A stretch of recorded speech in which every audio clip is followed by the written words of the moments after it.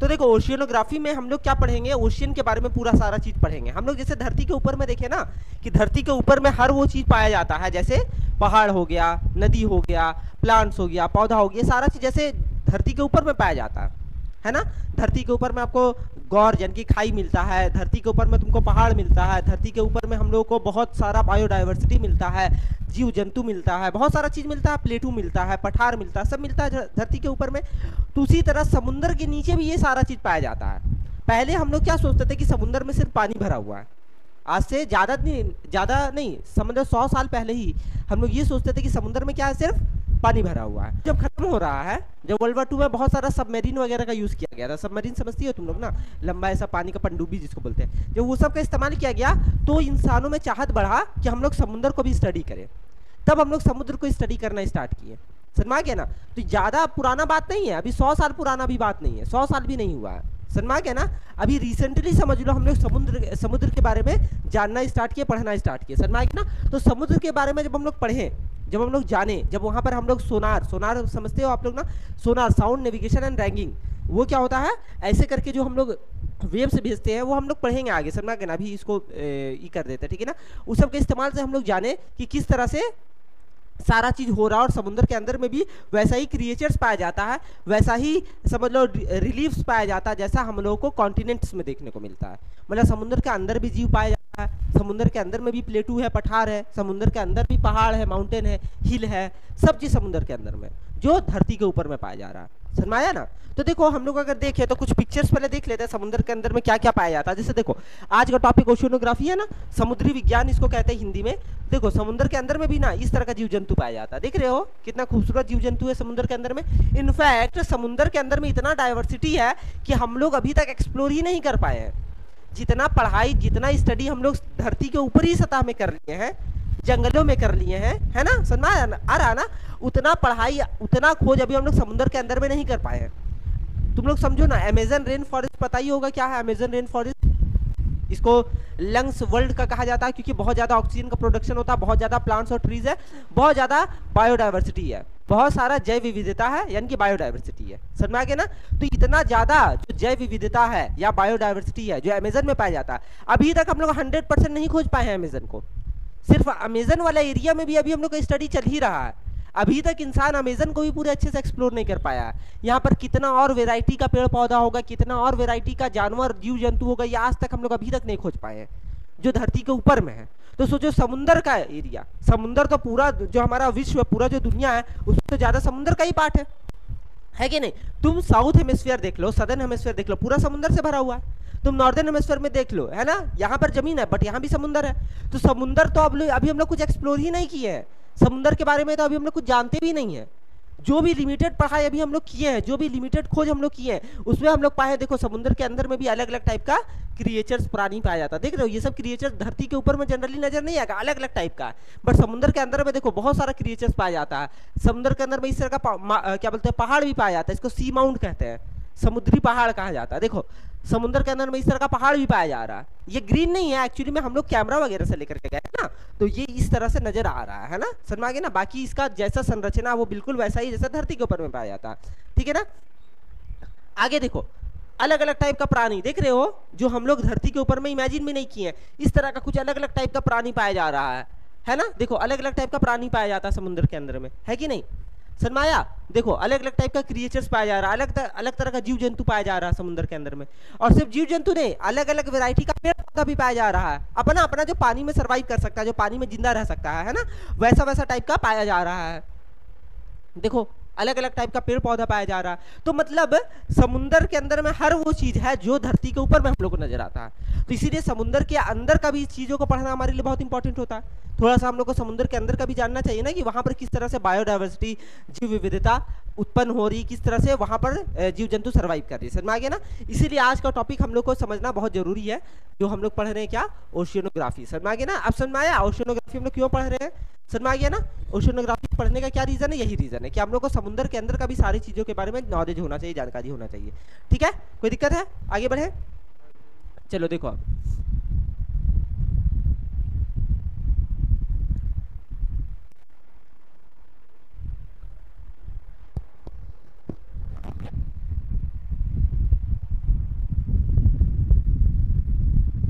देखो, तो समुद्र के अंदर पढ़ने के लिए पहले हम लोग को डायग्राम बना लेते हैं कुछ, ठीक है ना। तुम लोग भी साथ साथ बनाना। तो पहले ओशियनोग्राफी लिख लो हेडिंग, ओशियनोग्राफी के फिर जगह छोड़ दो 5-6 लाइन, ठीक है ना। हम वहाँ पे डेफिनेशन लिखा देंगे, ठीक है ना, जब लिखवाएंगे उसके बाद ये सब डायग्राम बनाना, ठीक है।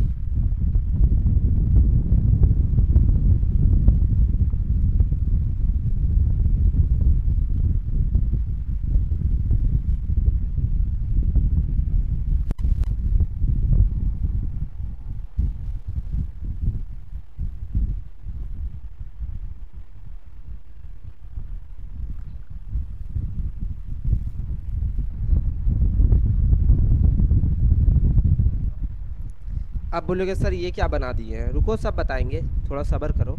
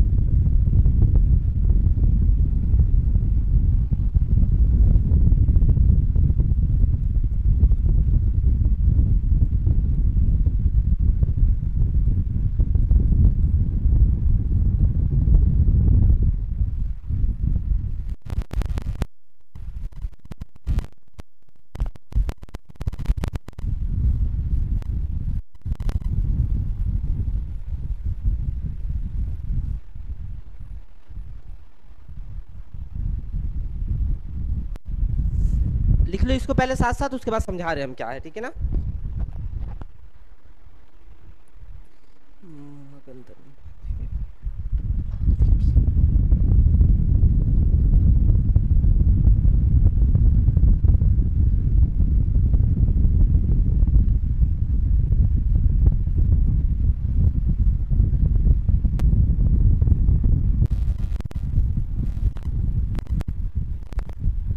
आगे बढ़ते हैं। जब हम लोग कोस्टल एरिया समझ रहे हैं ना, समुद्री तट के पास से, जब जैसे मुंबई वगैरह हो गया है ना, जो समुद्र के क्या बोलते हैं किनारे है, तो जब हम लोग कोस्टल एरिया से तुम लोग चलना स्टार्ट करो, चलना स्टार्ट करेंगे, बीच वगैरह आएगा, खूबसूरत बीच वगैरह आएगा जहाँ पर लोग थोड़ा एंजॉय करते हैं, और अंदर जाओ समुद्र की ओर। जैसे जैसे अंदर हम लोग जाएंगे तो हम लोग को क्या मिलेगा, सबसे पहला चीज जो मिलेगा वो उसका नाम क्या रहेगा, कॉन्टिनेंटल शेल्फ। क्या रहेगा उसका नाम, कॉन्टिनेंटल शेल्फ। इसको हिंदी में क्या बोलता है, महाद्वीपीय मगनतट या महाद्वीपीय शेल्फ भी इसको कहते हैं, सिंपली महाद्वीपीय शेल्फ भी इसको कहते हैं, ठीक है ना। तो महाद्वीपीय शेल्फ या क्या बोलते हैं, कॉन्टिनेंटल शेल्फ या महाद्वीपीय मगनतट आपको देखने को मिलेगा। समझ में आ गया ना, ये चीज सबसे पहले देखने को मिलेगा। यानी कि अभी समुद्र का डीप वाला पोर्शन स्टार्ट नहीं, अभी हम लोग बीच में आगे बढ़ते जा रहे हैं। समझ में आ गया ना। तो हम लोग को क्या दिखेगा, सबसे पहले कॉन्टिनेंटल शेल्फ। समझ में आ गया ना। जब हम लोग बीच में खेल रहे होते हैं, कूद रहे होते हैं, एंजॉय कर रहे होते हैं, और हम लोग और अंदर जा रहे होते हैं, तो हम लोग कहाँ पर खेल रहे हैं और कूद रहे हैं, कॉन्टिनेंटल शेल्फ में खेल रहे हैं और कूद रहे हैं। समझ में आ गया ना, हम लोग कहाँ खेल कूद रहे हैं, कॉन्टिनेंटल शेल्फ में खेल रहे हैं और कूद रहे हैं। कोई दिक्कत है यहाँ तक, नहीं। और हम लोग आगे बढ़ते जाते हैं, तो हम लोग देखेंगे कि गहराई अभी स्टार्ट हो जाता है। एक चीज और याद रखेंगे हम लोग कि कॉन्टिनेंटल शेल्फ का जो ग्रेडियंट होता है, जो टिल्ट होता है, झुकाव होता है, वो सिर्फ 1 डिग्री या उससे भी कम होता है। कितना होता है, 1 डिग्री या उससे भी कम। हम सब चीज लिखवा देंगे, बस समझते जाओ, ठीक है ना। 1 डिग्री या उससे कम, यानी कि लगभग ये कैसा होता है, एकदम सीधा ही होता है। 1 डिग्री, समझ रहा है ना, 1 डिग्री काफी कम होता है, यानी कि 1 डिग्री का झुकाव होगा या तो वो भी झुकाव नहीं होगा, यानी कि आपका कॉन्टिनेंटल शेल्फ या महाद्वीपीय शेल्फ आपका बिल्कुल सीधा रहेगा। कोई दिक्कत है। उसके बाद धीरे धीरे आपको क्या होगा, इस तरह से ढलान देखने को मिलेगा। अगर हम लोग समुद्र के अंदर में और अंदर जाते गए, है ना, समझ में आ गया ना। तो हम लोग को इस तरह का ढलान देखने को फिर मिलेगा। इसको हम लोग क्या बोलते हैं, कॉन्टिनेंटल स्लोप। क्या बोलते हैं, स्लोप। हिंदी में क्या बोलते हैं, महाद्वीपीय ढाल। इसको क्या बोलते हैं, महाद्वीपीय ढाल। यहीं से समुद्र का मतलब अब गहराई की ओर हम लोग जा रहे हैं। अब कहाँ जा रहे हैं हम लोग, समुद्र की गहराई की ओर हम लोग जा रहे हैं। समझ में आ गया ना। और आगे हम लोग जाते जाएंगे, तो हम लोग को मिलेगा एबेसल प्लेन। इसको बोलते हैं गहन मैदान। क्या मिलेगा, गहन मैदान। मान के चलो समुद्र का पानी को हम सुखा दिए हैं सारा, उसके बाद हमको ये स्ट्रक्चर, ये ढांचा देखने को मिल रहा है। समझ में आ गया ना, कोई दिक्कत है। उसके बाद हम लोग को मिलेगा महाद्वीपीय एबेसल प्लेन, यानी कि गहन मैदान मिलेगा। कोई दिक्कत है। और लास्ट में फिर हम लोग को ट्रेंच यानी कि गर्त मिलेगा, जो सबसे डीप यानी कि सबसे गहरा भाग होता है समुद्र का, जैसे मरियाना ट्रेंच। है ना। तो ये कुछ समुंदर का स्ट्रक्चर है। देखो अब यहाँ पे समुंदर में पानी रहता, तो अब इसको इमेजिन करो, ये पूरा एरिया में यहाँ पे हल्का पानी रहेगा क्योंकि ये एरिया में कम पानी रहेगा, समझ में गया ना।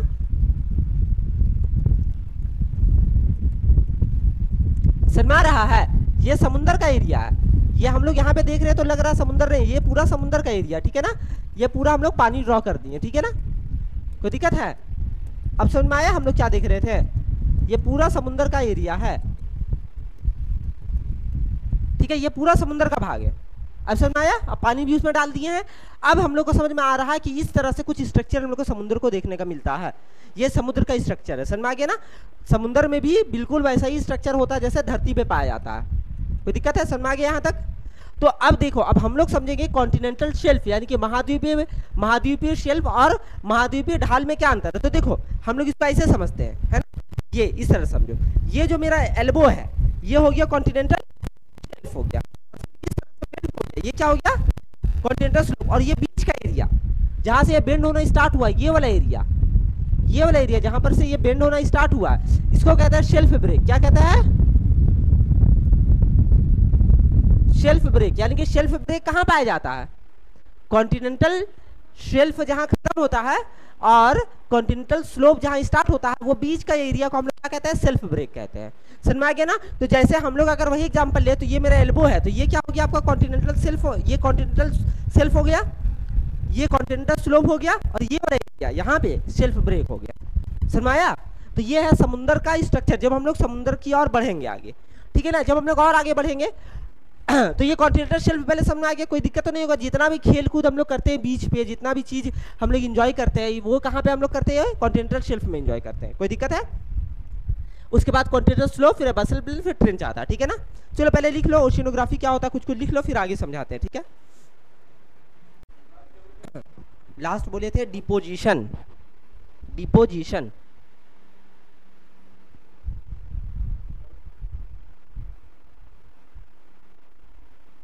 ठीक है। तो अब हम लोग देखते हैं कि कॉन्टिनेंटल शेल्फ जो है वो कैसे बना है, ठीक है ना।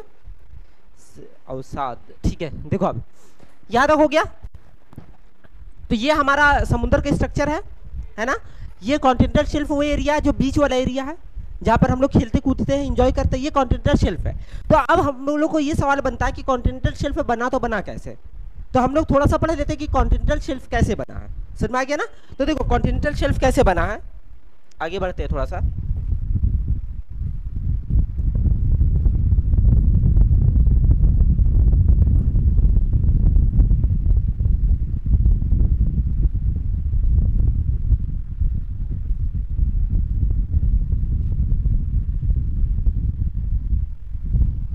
तो कॉन्टिनेंटल शेल्फ देखो कैसे बना, हम लोग थोड़ा देख लेते हैं कॉन्टिनेंटल शेल्फ, ठीक है ना।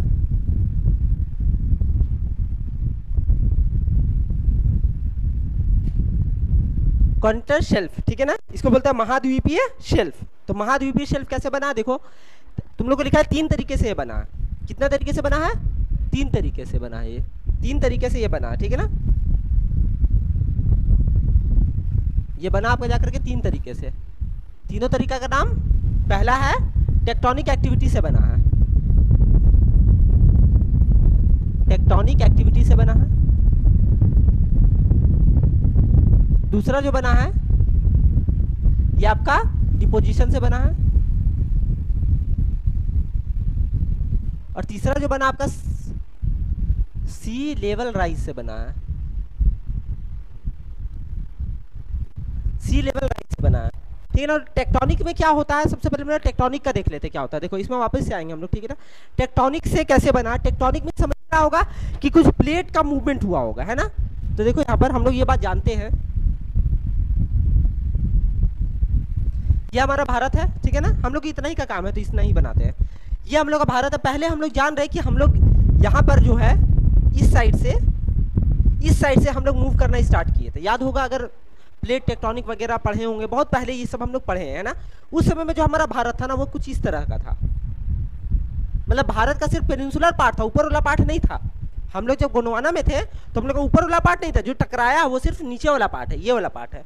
तो ये वाला पार्ट जो है भारत का इस साइड आते गया, ये आज से 60-70 मिलियन साल पहले का बात हम बता रहे हैं, यानी कि लगभग 6 से 7 करोड़ साल पहले हमारा भारत आज के दिन जैसा यहाँ ऐसा नहीं हुआ करता था, है ना। पढ़े हम लोग, ऑलरेडी पढ़ चुके हैं। अगर कंफ्यूजन होगा तो वापस से चल जाओ प्लेट टेक्टोनिक थ्योरी में, है ना, कॉन्टिनेंटल ड्रिफ्ट थ्योरी में, जो शायद सेकंड या थर्ड वीडियो होगा यूट्यूब पर, उसको जाकर के देख सकते हो। एक बार देख लोगे तो रिवाइज हो जाएगा, ठीक है ना। तो हम लोग देखें यहाँ पर इस तरह से भारत हमारा था।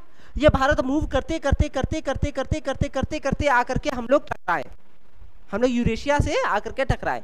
जब यूरेशिया से टकराए तो टकराने के बाद हमारा भारत जो है ना, जो ऐसे टकराया उसके बाद थोड़ा सा ऐसे घूम गया, समझ में आ गया ना। ऐसे टकराने के बाद एडजस्ट होता है ना, टकराने के बाद एडजस्ट थोड़ा सा होगा ना प्लेट, तो टकराने के बाद एडजस्ट होने के समय में प्लेट हल्का सा ऐसे घूमा, समझ में आ गया ना। जब प्लेट हल्का सा ऐसे घूमा तो ये वाला एरिया जो हो गया, ये वाला एरिया, मतलब ये वाला एरिया में क्रैक्स आ गया। क्या आ गया? ये वाला एरिया में क्रैक आ गया, यानी कि दरार आ गया। और जब वो दरार पानी के अंदर में डूब गया तो इस साइड क्या बन गया? हमारा कॉन्टिनेंटल शेल्फ इस साइड बना। तो यानी कि इस साइड जो हमारा कॉन्टिनेंटल शेल्फ बना है,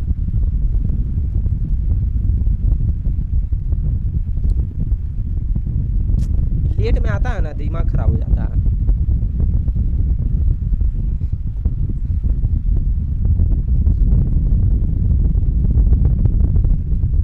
तो यानी कि इस साइड जो हमारा कॉन्टिनेंटल शेल्फ बना है वो कैसे बना है? मतलब जो हमारा वेस्टर्न साइड में कॉन्टिनेंटल शेल्फ बना है वो टेक्टोनिक एक्टिविटी की वजह से बना है। कैसे बना है? टेक्टोनिक एक्टिविटी की वजह से बना। कैसे टेक्टोनिक एक्टिविटी समझ में आ गया? हमारा जब प्लेट टकराया तो कमजोर प्लेट जो था वो डूब गया और वही हमारा कॉन्टिनेंटल शेल्फ बनाया, समझ में आ गया ना। हमारा कमजोर प्लेट जो वो डूब गया तो हमारा ये वाला बन गया, कॉन्टिनेंटल शेल्फ बना। हाँ, टूट करके गिर गया नीचे, समझ में आ गया ना, जिसकी वजह से उस साइड में हम लोग का कॉन्टिनेंटल शेल्फ बना, ठीक है ना। तो यानी कि हम लोग ऐसा बोल सकते हैं कि हमारा जो किस साइड का एरिया, हमारा किस साइड का एरिया, हमारा वेस्ट वाला एरिया, वेस्ट साइड वाला एरिया जो है वो टेक्टोनिक एक्टिविटी की वजह से वहां पे कॉन्टिनेंटल शेल्फ आ गया। अब हम लोग देखते हैं डिपोजिशन की वजह से कहाँ आया, तो ईस्ट साइड वाला आया, ईस्ट साइड वाला आया। कैसे ईस्ट साइड वाला आया उसको फिर से समझते हैं। ये समझ में आ गया? इरेज करते हैं इसको। अब देखो,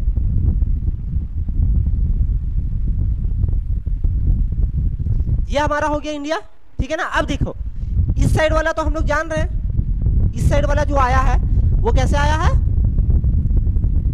टेक्टोनिक एक्टिविटी से आया है। और इस साइड जो आया है, इस साइड जो आया वो सेडिमेंट, सेडिमेंट का हिंदी क्या होता है? अवसाद। इस साइड जो बना वो सेडिमेंट्स की वजह से बना है। किसकी वजह से बना है?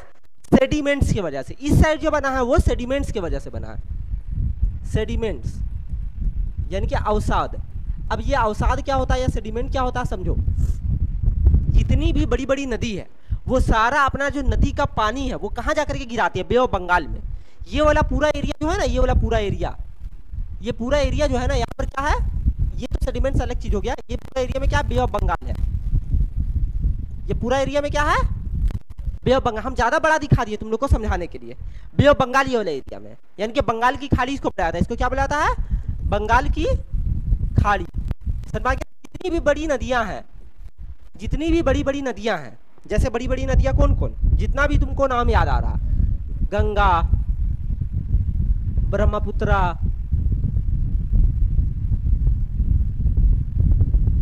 यमुना, गोदावरी, कृष्णा, कावेरी, और भी है, अब छोड़ो इतना ही, ठीक है ना। जितनी भी बड़ी बड़ी नदियां हैं वो सब आकर के अपना पानी कहाँ गिराती है? बे ऑफ बंगाल में। क्योंकि हमारा भारत टिल्ट भी हो गया, वो जो अभी समझाए ना लास्ट लेक्चर, लास्ट वाला स्लाइड में तुम लोग को, कि टकराने के बाद हम लोग ऐसे घूमे थे, इसकी वजह से ढलान क्रिएट हो गया। किस साइड? इस साइड। तो जितनी भी नदियां वो सब इसी साइड आती है, लेकिन सारी नदियां नहीं। जैसे नर्मदा हो गया, ताप्ती हो गया, ये लोग इस साइड नहीं, ये लोग इस साइड गिरती हैं, है ना। लेकिन बहुत सारी नदियां, मतलब समझ लो ज्यादातर नदियां कहाँ गिरती है? बंगाल की खाड़ी में गिरती है, समझ में आ गया ना। क्योंकि हमारा भारत इधर टिल्ट है, समझ में आ गया ना। तो सारी नदियां किधर आके गिरती है? इस साइड आके गिरती है। जिसमें कौन कौन प्रमुख नाम हो गया? गंगा, ब्रह्मपुत्र, यमुना, गोदावरी, कृष्णा, कावेरी। ये सब कहाँ गिरती है जाकर के? बे ऑफ बंगाल में गिरती है। अब समझो यहाँ पर जब ये लोग बे ऑफ बंगाल में गिरती हैं तो देखो नदी अपने साथ बहुत बड़ा चट्टान लाती है, बहुत पहाड़ का जो चट्टान होता है, जो सेडिमेंट होता है, जो बालू होता है, जो अवसाद होता है, अपने साथ लाती है।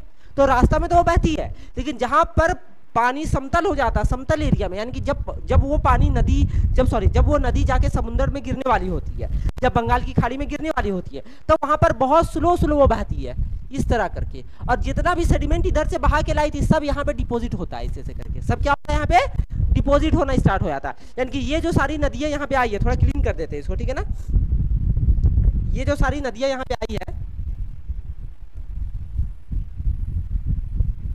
समझ गया, ये जो सारी नदियां यहाँ पे आई है वो क्या कर रही है अपने साथ, देखो ये जो सारी नदियां यहाँ पे आई है ये अपने साथ क्या कर रही है, यहाँ पे अपना ये जो सारी नदियां यहाँ पे आई है ये क्या कर रही है अपने साथ, यहाँ पे सारा सेडिमेंट्स यानी कि सारा अवसाद को यहाँ पर गिरा रही है। समझ में आ रहा है ना, ये सारा एरिया में क्या हो रहा है, ये अवसाद को गिरा रही है, ये सारा एरिया में अपना अवसाद को ऐसे करके यहाँ पे गिरा रही है। समझ में आ गया ना, ये डिपोजिशन के कारण, यही जमावट के कारण क्या बन गया यहाँ पर, यही जमावट जो हुआ इसके वजह से क्या बन गया है, यहाँ पर कॉन्टिनेंटल शेल्फ बन गया।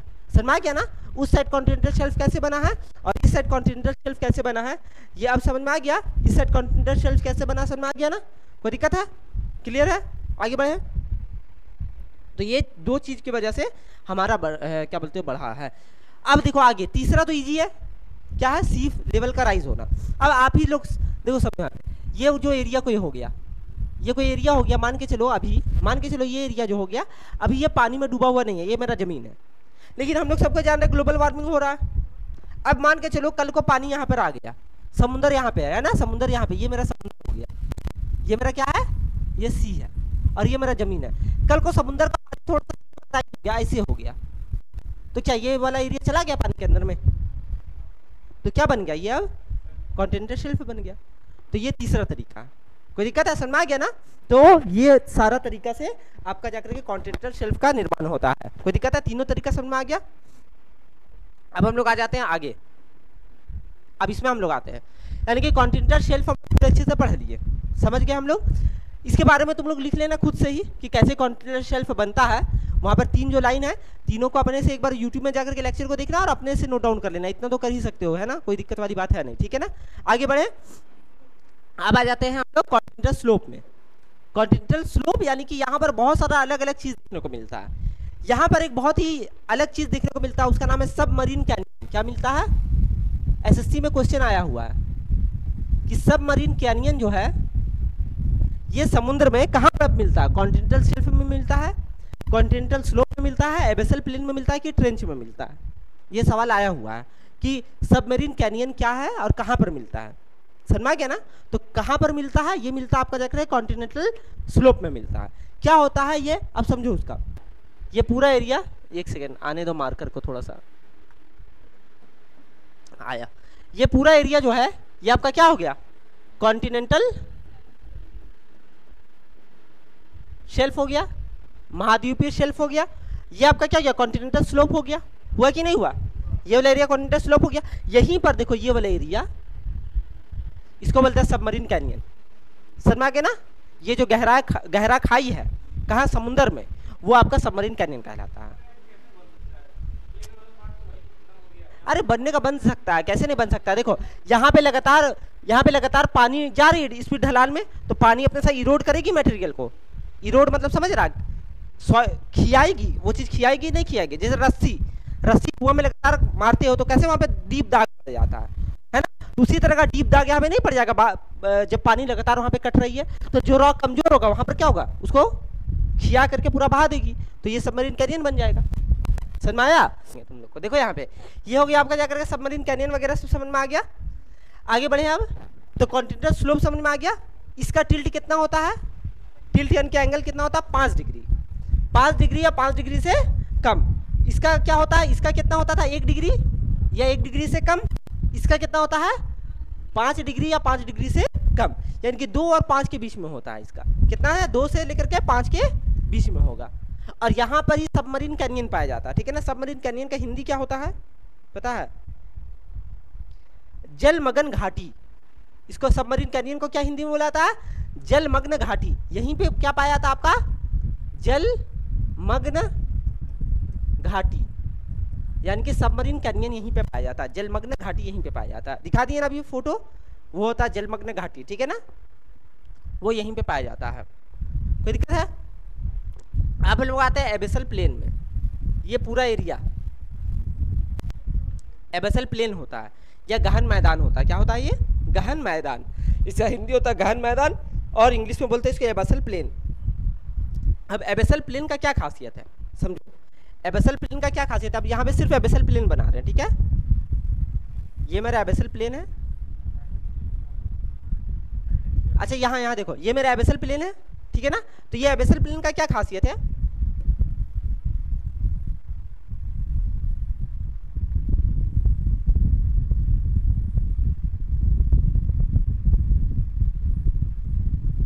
ये एबेसल प्लेन का खासियत ये है कि यहाँ पर हम लोग को माउंटेन्स पाया जाता है। क्या पाया जाता है? जितना भी माउंटेन्स हम लोग को देखने को मिलता है वो कहाँ मिलता है? एबेसल प्लेन में मिलता है। समझ में आ गया ना। ये समुद्र के अंदर में, ये तीनों चीज जो है ना, ये अभी कहाँ है? समुद्र के अंदर में है।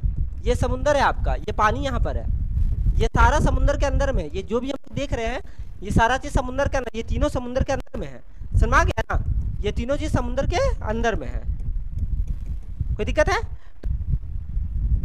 दूसरा है सी माउंट।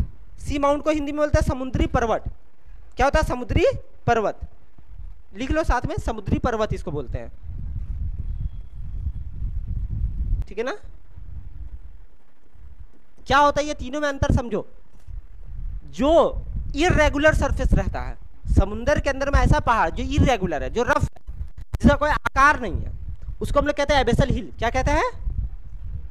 एबेसल हिल क्या है? जो रफ है, कोई आकार नहीं है, कोई परफेक्ट शेप नहीं है, उसको क्या बोलते हैं? एबेसल हिल। जो जिसका एक परफेक्ट शेप है, जो ऊपर में जाके कोनिकल हो जाता है, देखो इस तरह से कोनिकल हो जाता है, समझ में गया ना, उसको कहते हैं सी माउंट। और ये सबसे ऊंचा भी होता है। इसका हाइट जो होता है एबेसल हिल का, ये 1000 मीटर से कम होता है। कितना होता है? 1000 मीटर से कम होता है।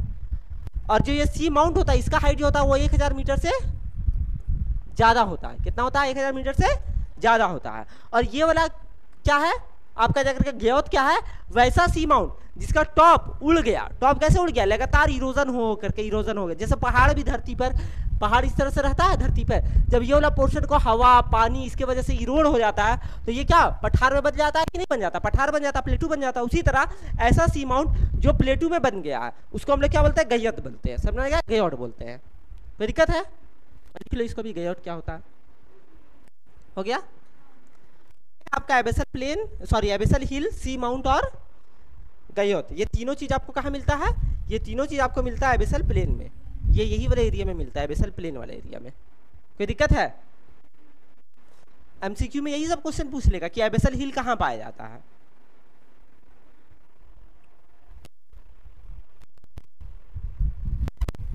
कोई दिक्कत यहां तक? तो समझ में आ गया? ओशिनोग्राफी का यहां तक समझ में आ गया?